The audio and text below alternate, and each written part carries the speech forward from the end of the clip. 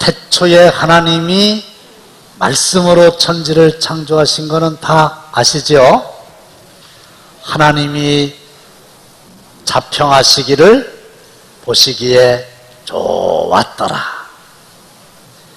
맨 마지막에는 하나님의 최고의 걸작품 남자와 여자를 만드시고 또 자평하시기를 보시기에 심히 좋았더라. 영어로 very good.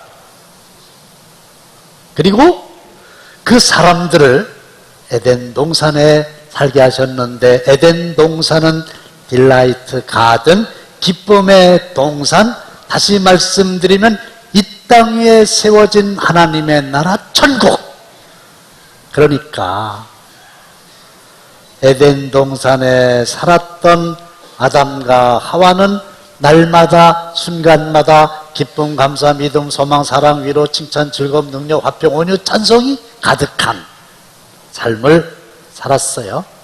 문제는 아담과 하와가 하나님의 말씀을 불순종하여 거역한 후에는 에덴 동산을 잃어버렸습니다. 하나님과 멀어졌습니다. 그 이후에 그들의 삶은 슬픔, 원망, 불평, 낙심, 미움, 증오, 전쟁, 다툼, 분쟁, 악독, 저주, 의심이 가득한 삶을 살았으니 시험, 걱정, 모든 괴로움, 없는 사람 누군가, 근심, 걱정, 무거운 짐, 아리진 자 누군가 있으면 손들고 나와봐라. 그거 아니에요. 근데 오늘 여기에 있는 저와 여러분들의 삶은 어떠하십니까? 모든 사람은 목마르다. 그것을 대변하는 본문에 등장하는 인물이 소위 수가성 여인이죠. 태어나기를 사마리아 지역에서 태어났어요. 자기의 죄는 없는 거예요. 태어나 보니까 그곳에서 태어났어요. 그런데 그 당시에 유대인들은 사마리아 사람 그러면 일단 상종을 안 하고 개 취급을 합니다. 여러분, 사람으로 태어났는데 주위에 있는 유력한 많은 사람들로부터 개 취급을 당한다는 게 얼마나 어려운지 아시겠어요? 그 다음에 두말할 것도 없이 수가성의 여인이니까 성별로 따질 때 여자인데 그 당시에는 여자하고 어린 아이는 숫자에 끼워주지도 않았어요. 그래서 신약성경에 보면 여자와 어린아이를 제외하고 5,000명이 오병이어에 참여했다 이렇게 돼 있잖아요.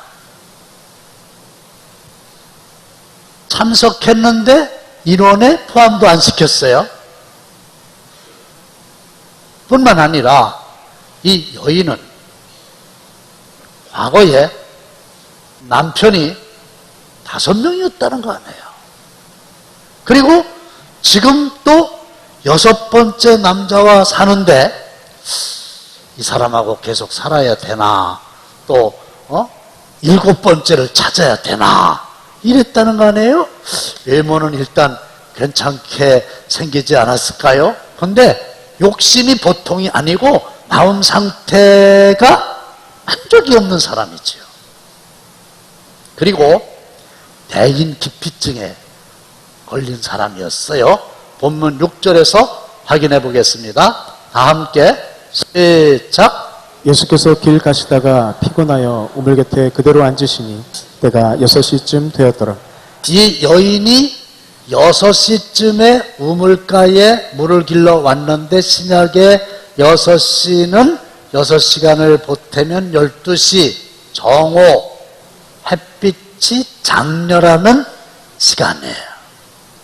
이 사막지대는 12시가 되면은 모든 사람들이 하던 일을 멈추고 잠을 잡니다. 그런데 수가성 여인은 그 시간을 기다리고 있다가 일부러 우물가에 물을 길러 왔어요. 혼자밖에 없지요. 왜?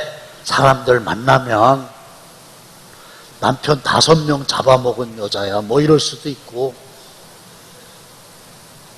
수근수근하고 이러니까 사람 만나기가 싫은 거예요.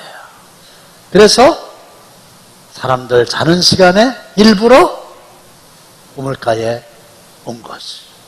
근데 이 수가성의 여인의 삶의 모습이 한마디로 목마른 현대인의 표상이다. 오늘을 살고 있는 많은 사람들도 병들고 지치고 피곤하고 절망하며 마음의 만족을 모르면서 하루하루 힘겹게 살아가고 있으니 아무리 울어도 들어줄 사람이 없는, 가슴이 시커멓게 다 타버렸어도 눈길조차 줄 사람 없는 섬과 같은 존재, 꼬깃꼬깃 쌓여서 꽁꽁 묶여서 깊이 묻혀 있어서 한 번도 들여다본 적이 없는 자신도 모르는 이 영혼의 깊은 목마름, 이 목마름이 여인의 목을 조여 옵니다. 나름대로 해결해 보려고 노력을 많이 했지만 이제는 돌이킬 수 없는 곳까지 이르게 되었습니다. 왜 내가 이렇게 되었을까? 왜 여기까지 오게 되었을까? 정말 이게 삶인가? 이게 정말 나의 삶의 전부인가? 앞으로도 나는 이렇게 살아야만 하는가? 이런 사람들이 이 땅 위에 너무 많다는 거예요. 그래서 요즘에 힐링이라고 하는 말이 화두잖아요. 힐링은 치료한다, 치유한다, 고친다 그 말입니다. 그 얘기는 뭐예요? 몸도 마음도 영혼도 병든 사람이 너무 많다는 거예요. 그래서 힐링 콘서트, 힐링 캠프, 힐링 세미나, 무슨 힐링 음악회, 요즘에 또 지나가다 보니까 힐링 푸드, 음식도 힐링해주는 음식이 있다는 겁니다. 힐링하고 오세요. 모든 사람이 다 병들었다는 거예요. 수가성 여인처럼 다 목말라하고 있다는 거예요. 이렇게 살 수는 없잖아요. 그러니까 인간적으로 열심히 무슨 방법이 없을까 노력을 하는 겁니다. 그 첫 번째가 이 수가성 여인이 목이 마르니까 그야말로 야곱의 우물에 물을 길러 온 겁니다. 문제는 이 야곱의 우물에서 길어낸 물을 마시면 목마르지 않지만 조금 있으면 다시 목마른 게 문제라는 거예요. 그렇잖아요. 그런데 왜 예수님께서 물을 주제로 말씀을 하시다가 남편을 불러오라고 그랬을까? 갑자기 뜬금없이 남편 데려오라고. 그러니까 이 여자가 예수님 아무것도 모르는 분이시잖아요. 그러니까 난 남편 없다고.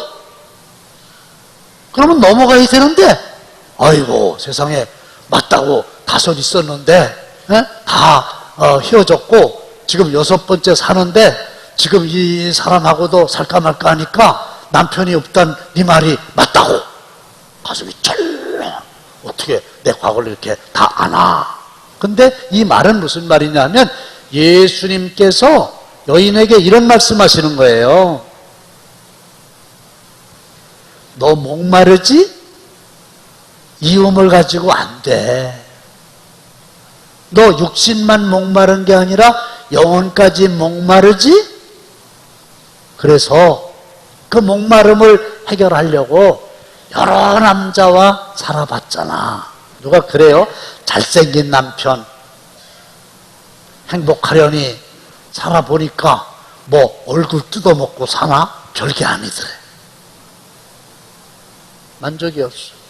그래서 헤어지고 2번째로 맘씨 좋은 남편, 3번째로 돈 많은 남편, 네 번째로 매너 좋은 남편, 살아보니까 별거 아닙니다. 다섯 번째 권력 잡은 남편, 역시 별거 아닙니다. 그래서 여섯 번째는 연하남하고 살고 있대요. 근데 그것도 별게 아니더라는 거지. 이 얘기가 뭡니까?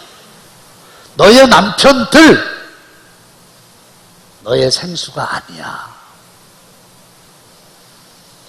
그 다음에 이 말 속에는 확장성이 있지요.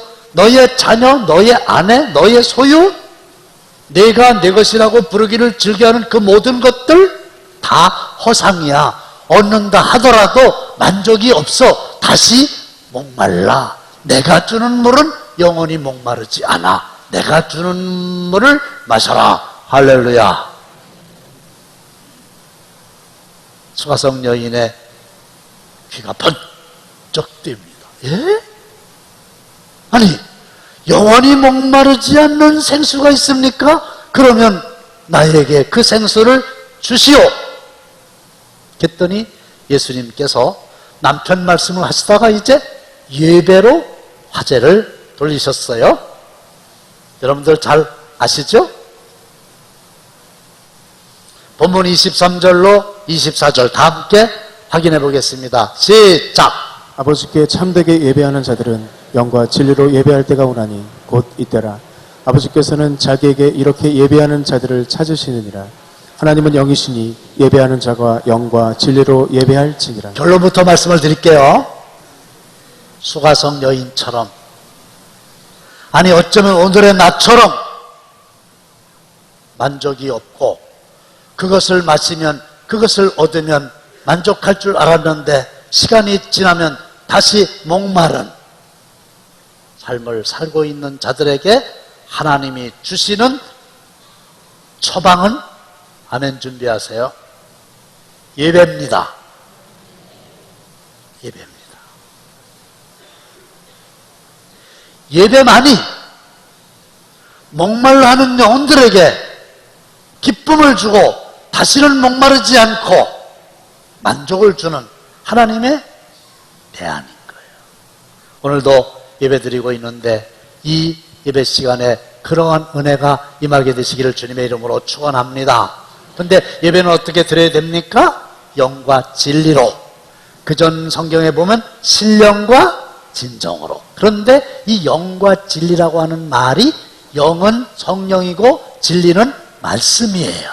그러니까 예배 시간에 성령으로 충만하고 말씀으로 충만해질 때 우리의 믿음이 살아나서 목마른 여인이 기쁨의 간증자로 변화되는 것처럼 은혜를 입게 되는 줄로 믿습니다. 신약 시대는 인생의 목마름에 대한 해결책으로 하나님께서 성령을 주셨으니 14절 말씀을 보시면 내가 주는 물을 마시는 자는 영원히 목마르지 아니하리니 내가 주는 물은 그 속에서 영생하도록 솟아나는 샘물이 되리라.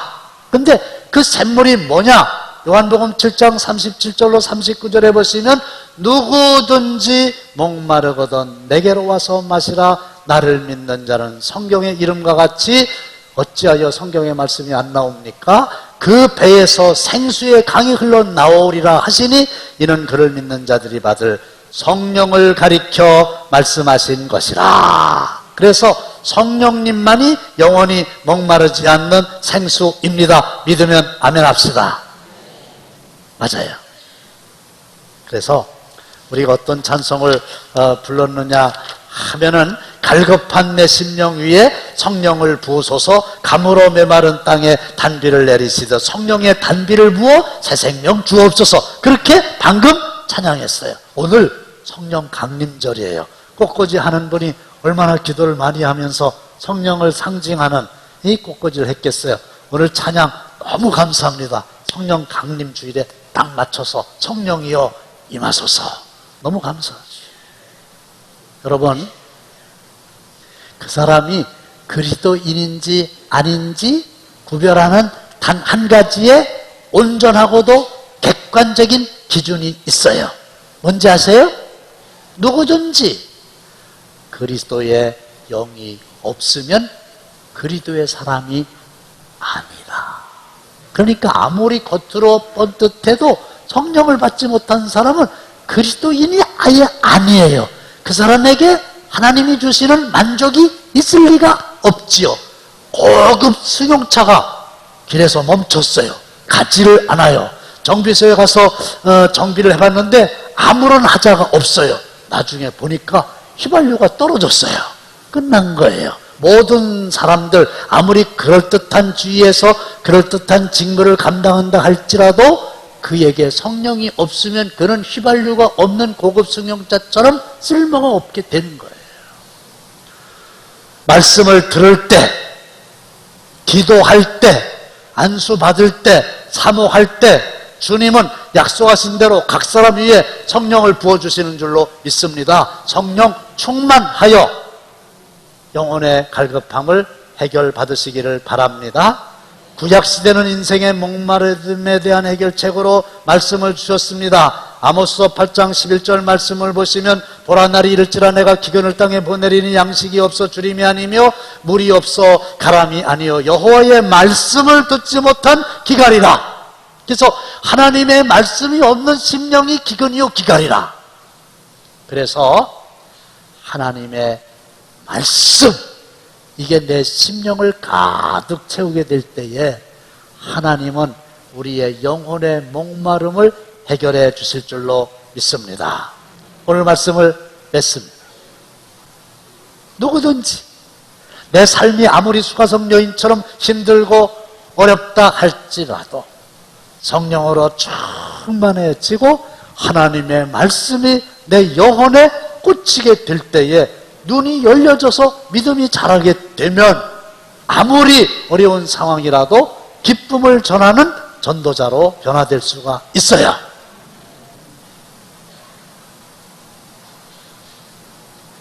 이 사마리아 출신 수가성 여인이 우물가에서 예수님을 만났는데요. 처음에는요, 예수님인 줄 모르고 뭐라고 얘기했어요? 당신은 유대인으로서 어찌하여 사마리아 여자인 나에게 물을 달라 하나이까? 그래서 그냥 유대인의 남자구나 그랬어요.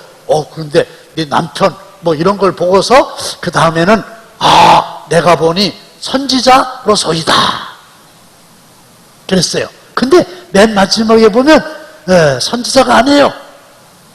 내게 말한 사람을 와서 보라, 이는 그리스도가 아니냐. 그래서 유대인의 남자에서 선지자로, 선지자에서 그리스도로, 하나님의 아들로, 메시아로, 구세주로, 할렐루야, 믿음이 자라나게 된 거고 예수님을 제대로 알아보게 된 거죠. 그러니까 어떤 일이 일어났어요? 첫째로 물동이를 버려두고 그랬어요. 이 물동이가 뭡니까? 저 여러분들도 일찌감치 물동이를 버리는 게 중요한데, 이 물동이라고 하는 것은 자기의 육신의 목마름을 해결하는 데 도움이 될 수 있다고 여겨지는 도구예요. 물 마시면 해결할 수 있다. 그 물을 담는 게 물동이잖아요. 그거요, 과감하게 아주 미련 없이 이 시간에 버리시기를 주님의 이름으로 축원합니다. 그거 가지고 안 되더란 얘기죠. 그리고 이 여인이 물동이는 버려뒀지만 말씀은 버리면 안 됩니다. 동네로 들어가는 거예요.